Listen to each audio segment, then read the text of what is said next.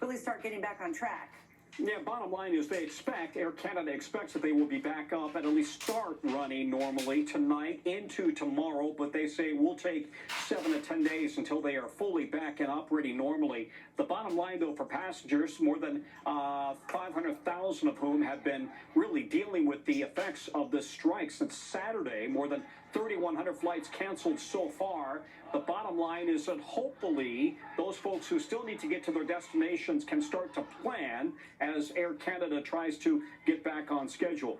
This has been going on, as we said, since Saturday, and so it is not just about Air Canada, keeping in mind that Air Canada is part of the Star Alliance that includes United Airlines as well, and very often there are multiple flights, multiple airlines involved in a passenger's itinerary. So this could affect passengers who, for example, are flying on to Europe from the United States, going through Toronto, or coming back from Europe, for example. 200 flights every single day go across the U.S.-Canadian border from Air Canada alone.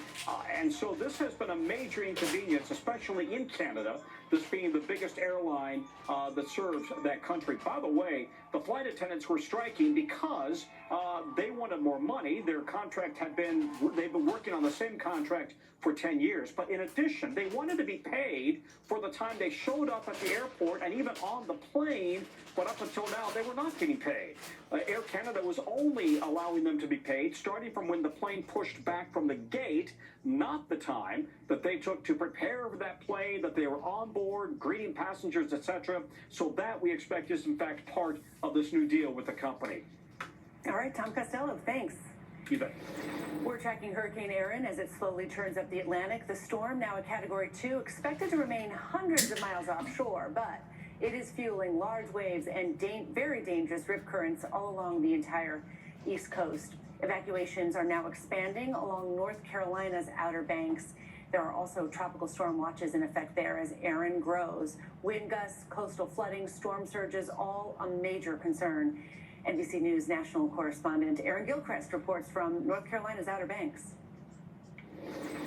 People who are visiting and who live in North Carolina's Outer Banks are watching the waves become more aggressive as the day goes on. That is expected to increase even more Wednesday and Thursday as Hurricane Erin makes its closest approach to the U.S. Eastern seaboard. At the same time, there are warnings going out to people to be careful about going into the water. No swimming allowed here on the Outer Banks, and there's an expectation that rip currents could become a greater threat as that storm moves up in the Atlantic Ocean. There's also a concern about flooding, a 2 to 4 foot storm surge on the Outer Banks, and waves that could reach 15 to 20 feet high on top of that storm surge. There is a concern about roads washing out and islands here along the Outer Banks being impassable, the roadways being impassable to those islands. And so that has led to evacuations both on Hatteras Island and Ocracoke. Some folks have chosen not to listen to those evacuation orders, deciding that they will hunker down to try to ride out whatever impacts this area gets from Hurricane Erin. Now back to you. All right, Aaron Gilchrist, thanks. Still to come, it can be tempting for parents to put those first day of school pics online, but the trend has safety experts concerned. What you should consider before you post. It's ahead on NBC News.